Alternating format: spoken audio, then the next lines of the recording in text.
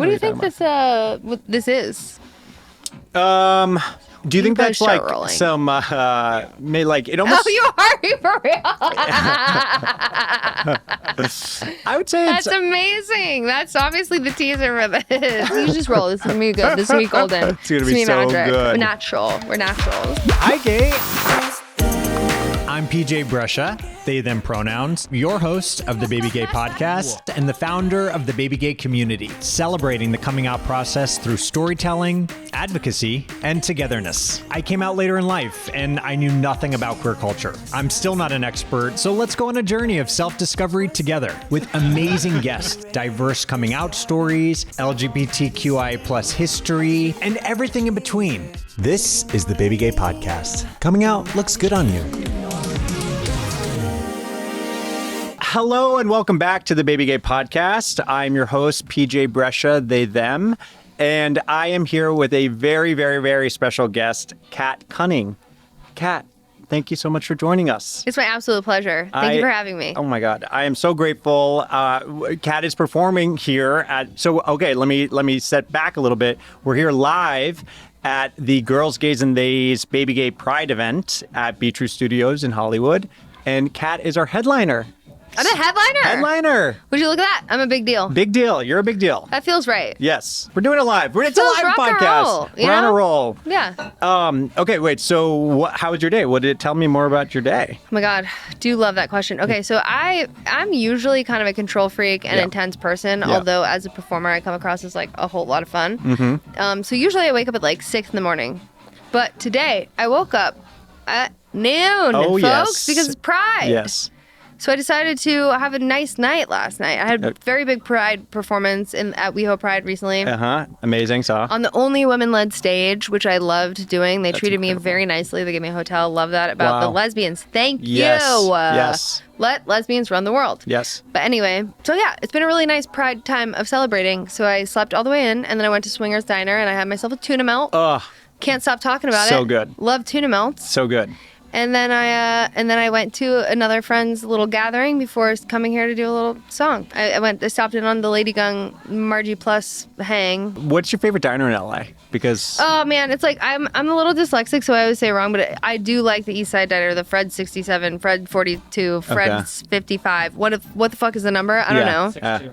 62. Thank you. I every time say Fred 47. Fred gets you there. Fred. On Google Maps, you can find it if you just say Fred. Fred.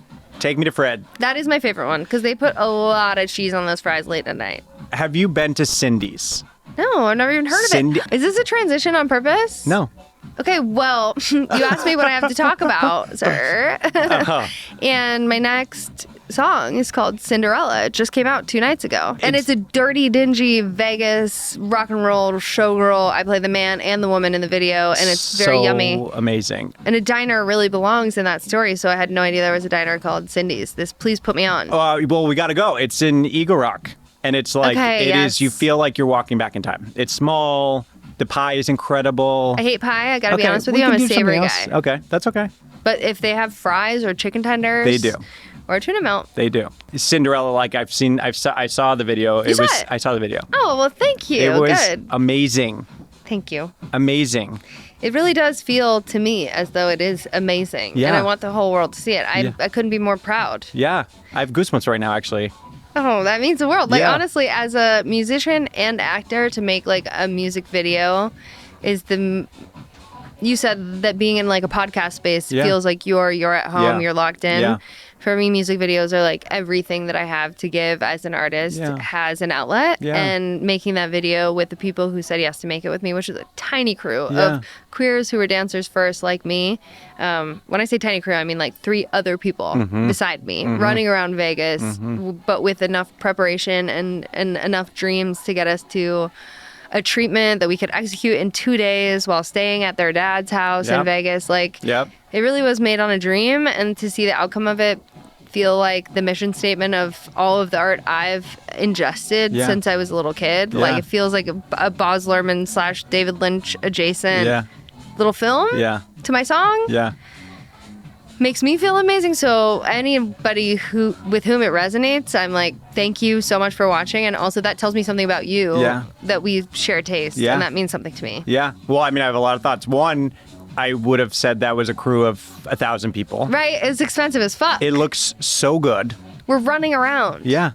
The idea is the expensive part. Yeah, exactly. The equipment, who cares? I mean, we happen to be like pampered right now in this studio, but I know that this isn't your usual setup and that you make magical conversations happen in all sorts of environments. Yeah. And I feel like that's the point. Like the idea is expensive. The people, the heart is the expensive part of it. And the other stuff is like, we hope we can have it because more is more. Totally. But we don't really need it. Totally. 100%. I want to dive into non-binary identity. Let's go.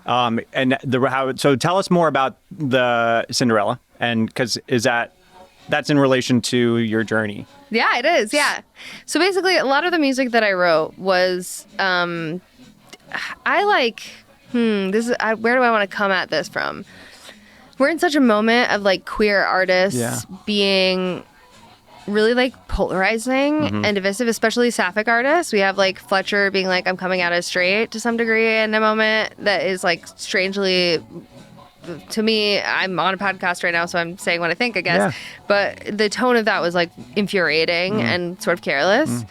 And then we have like the JoJo Siwa of it all happening. And I just feel like now that I know I've said a hot take, I have to remember what the point was. Where was I coming from? What's the question? So because the non-binary. Yeah, non-binary. Thank you. I remembered. Yeah. I just needed to make you nervous for a second to lock back in. Yeah. No, but being like queer and super embodied in my queerness, I've never felt like I have to like super wave a flag in my art to be like, this is a pride song, this is a gay song. Like that's for allies. You can wear a rainbow because you're an ally at a pride performance. You can make sure that we know that you're scissoring a girl in your video so we know that you're kind of into it. A person that like lives being queer and or being non-binary doesn't really have to do. I don't feel compelled to prove to you how gay, queer, or non-binary I am. Yeah. I want to wear whatever I feel like. Yeah. I know that I eat pussy. Yeah. I know the girls call me their guy. Yeah. You know, like I don't have to put that on the poster of the promo for my work. It's not what my work is for me. Totally. So a lot of my songs were kind of like these nuanced lyrics that I'm grateful my fans found me because of it.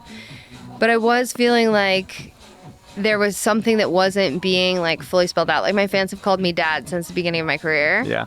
Because I said I wanted them to. Right. And they were like, that you communicating that with words is enough for me to understand it, affirm it. Amazing. Totally. That's queer culture in a nutshell to me. Yeah. You tell me who you are, I'm going to call you by your name. Yeah. But for Sinderella, I really wanted to do the thing because hot take, them, the like outwardly condensed, non-binary, whatever, they've never written about me when a lot of people have. And I sort of had a little chip on my shoulder about it. And I was like, am I not non-binary enough for you because you think I look like a girl? Like, what is the hang up around my particular presentation, and what is your, not them particularly, but like anyone in the world, what is your internalized homophobia that does not see my non-binary identity or doesn't accept it? I'm not saying I have a particularly hard time. I'm a white person who passes as straight a lot of the time. Yeah. But I didn't ask for that. Right. I'm just like not gonna go out of my way and spend a bunch of money to have a surgery that makes you feel like I fit your idea of what a non-binary person is. So anyway, Sinderella, I played with it for the fucking fun of it. Yeah. And it turns out I love the drag. Yeah. I love the realness. Yeah. Jared is me. Yeah. The people who are watching the video and seeing me play the man and the woman in this video are like, they're both you. It's so crazy. And I'm like, yeah, I know. Mm-hmm. I've known that. Mm-hmm. And I'm so glad that you get to know that too. Yeah. But I feel like sometimes living in your own truth, being comfortable with who you are, it's like baffling that other people have such a hard time understanding it. Yes. Yeah. I can 100% relate. I came out as gay at 27 and then non-binary at 31. I'm 36 right now. Congrats. Thank you. And it's a journey, and I've had a lot of backlash in my non-binary identity feeling, oh, you're mask presenting, which I'm like in my soul, I'm like, I'm not. What are you talking about? No. I don't, not at all.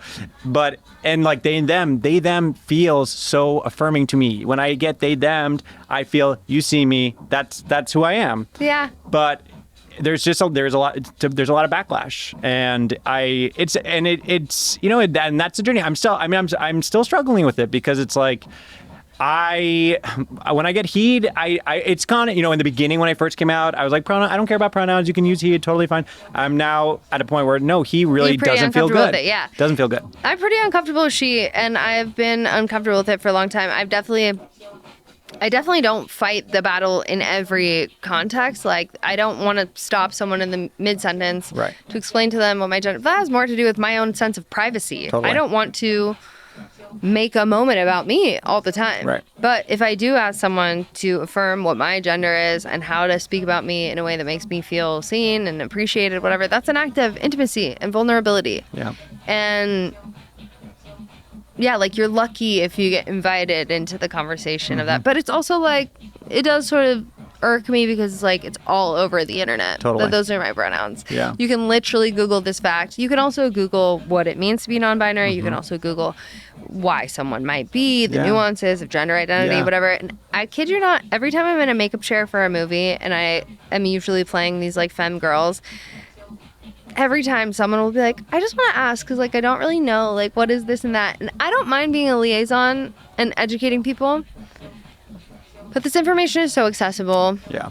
And it is frustrating at a certain point to feel like it gives you the sense that people think it's like a hobby or like filter on a photo. Right. It's like, this is just, I'm not what I look like to you. Yeah.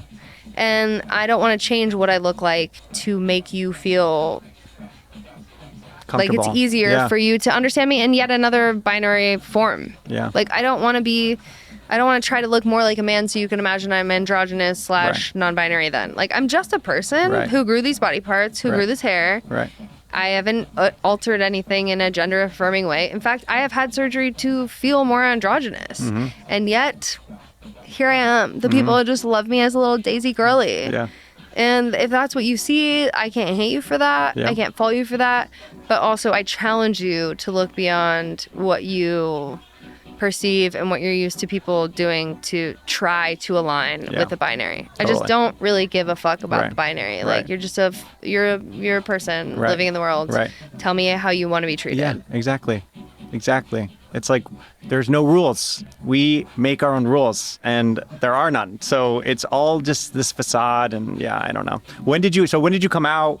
Let's oh my God, I came out so lazily. I just put it on the internet. Okay. I like changed my Instagram bio and was like, did anyone notice? Which I think is probably a more common experience and like phenomenon these days, that you can sort of like come out to an anonymous world and then slowly have to adjust to your interpersonal life.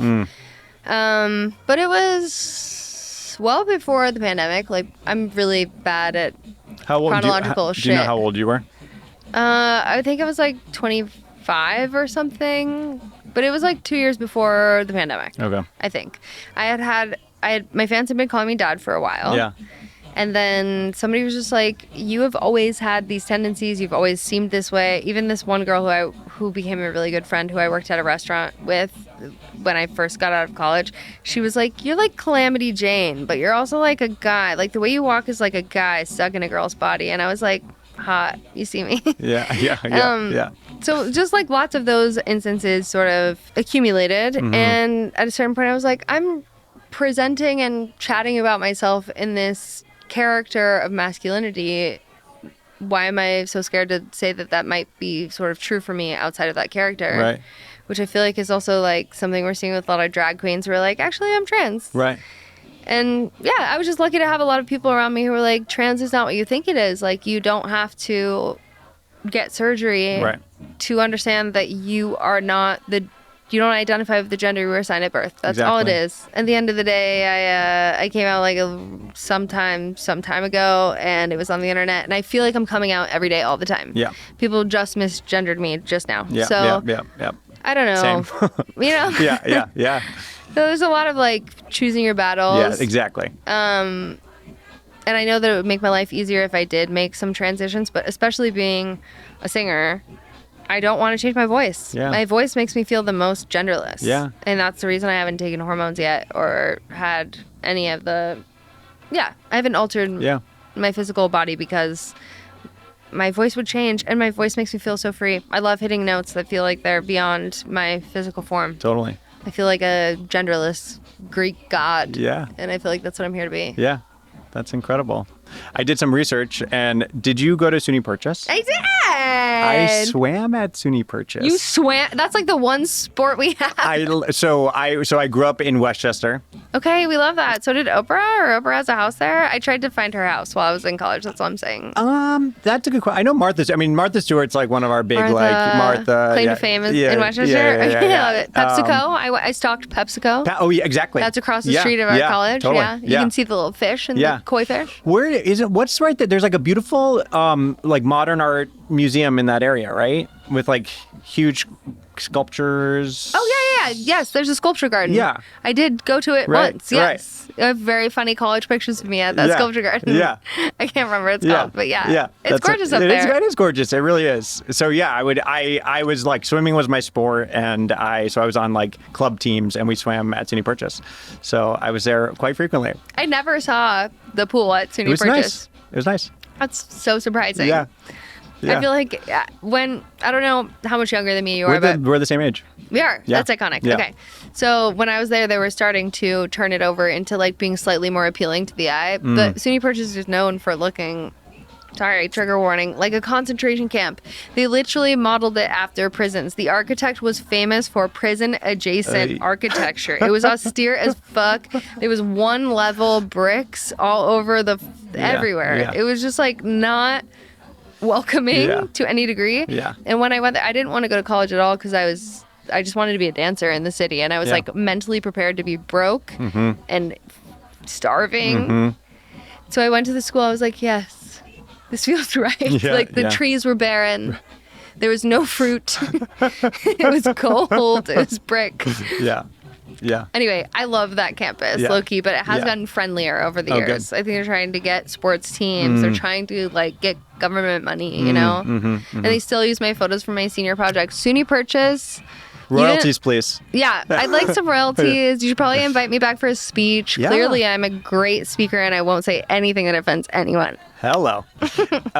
So on the podcast, during your coming out process, was there any form of media, because we like to share with our audience, like a book, movie, TV show, podcast that was helpful for your coming out? Oh my God, so many. Like, what are we without these forms of representation? I would not exist if I didn't have examples, and not even overtly queer ones. The first one that comes to mind today is Moulin Rouge. I will never forget watching Moulin Rouge at my grandpa's house, and I was watching it with my dad, and my grandpa was like one of those guys who had like a big ass movie theater in his basement. You know, like he really had the Blu-ray DVDs as early as you could possibly get them.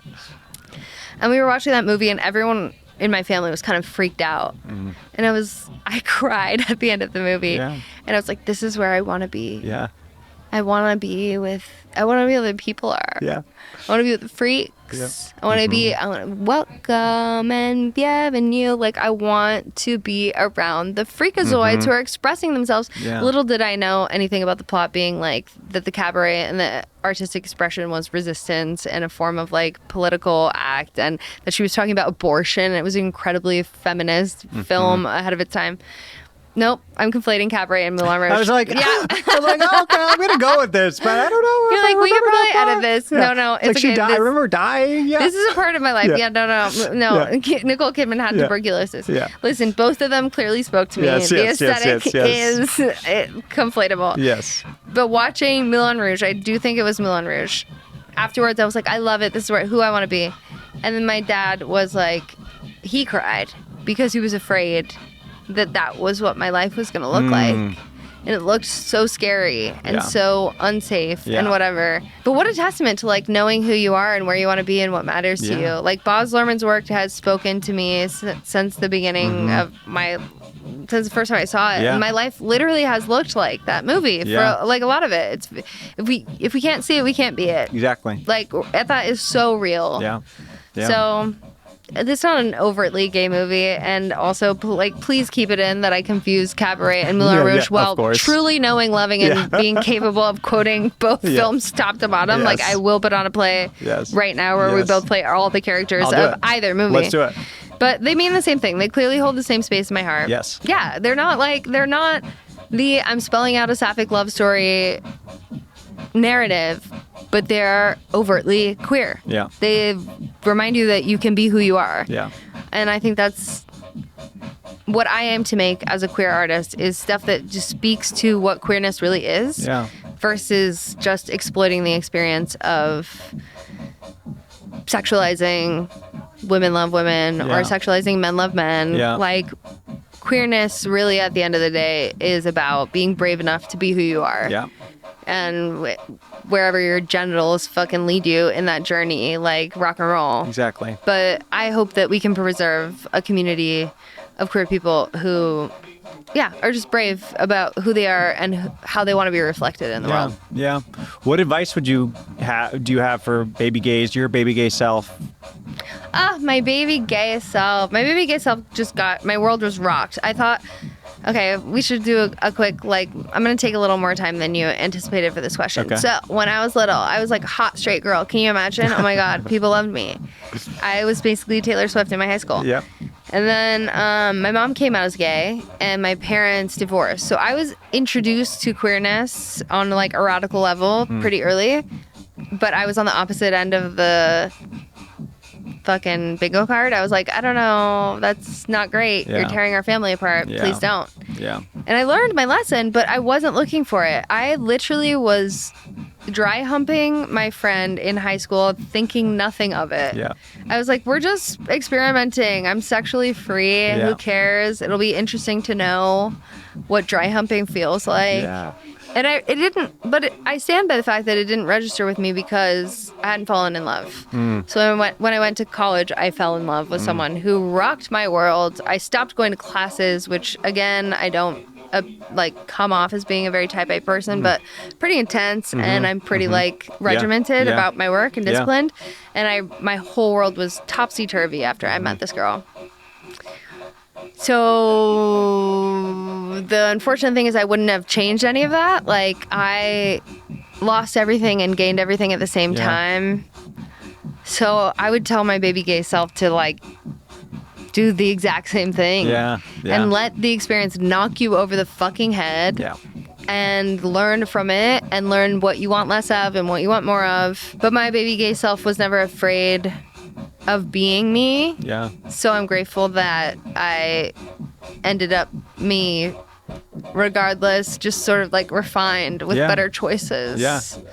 I have no regrets, honestly. I would not want to, I think being queer has probably harmed my success to some degree as an artist. I wouldn't change a fucking thing. Yeah. Because I couldn't do it the other way, where you're straight and then you have to come out as queer and you lose people. I lose people when I show my butt online. Right. I lose people when I say that I care about queerness online. I lose people when I do you lose supporters for being yourself on the internet every day, or you gain them because of who you are. You cannot live for any of that. I wouldn't change a thing. Baby gay, person who thought she was straight, person who never cared about her queerness / their queerness, person who's learning, just stay present and keep making choices from your gut and your balls. Yeah, exactly. They turn out okay. Yeah, I mean, I'm also a believer. I think everything happens for a reason. So all of those mistakes you learn from and you grow, and you just you have to go with the flow. That's how it's been for me, and I'm so grateful. So thank you for sharing that. Frankly, I feel like I could chat you for months on end. I agree. I agree. I feel like we really skimmed the surface. We just skimmed the surface. So we maybe you have to come back. We shoot at the Black Cat, so we try. The Black Cat is one of the best venues in LA. It's the most historic, queer. I love the Black Cat. It's so dear to me. They're our home base. So I'm best friend. We do an annual event there for National. Do you get a free burger? I mean, I can hook it up. We're gonna have to make that happen. Hook it up. Hey, Black Cat. Yeah. We're doing God's work. Yes, okay. Yes. You need to support the gays. You need to give us a burger for the podcast. They do, and they do. Okay, good. They do and they will. And thank you for that. Yes.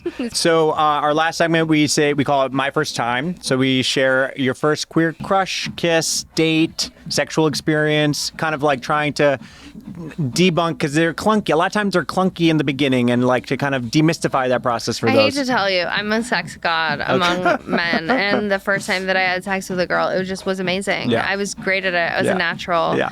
Everything in my life has been incredibly natural when it comes to being queer. Yeah. But I will say, when I met my girlfriend, who is my girlfriend now, I was like, we're not going to kiss at the end of this date, because every time that I lead with sex, I end up not going anywhere real with the person. Yeah. Or they don't really know me fully, whatever. Yeah. I just tried that age-old trick of not being oh so sexy. Yeah. And it really worked. So, but I did go to that date with a hickey on my neck. Success. So long story short, I don't know. The clunkiness is something that I've embraced along the way. Yeah. I'm a fan of it. Yeah.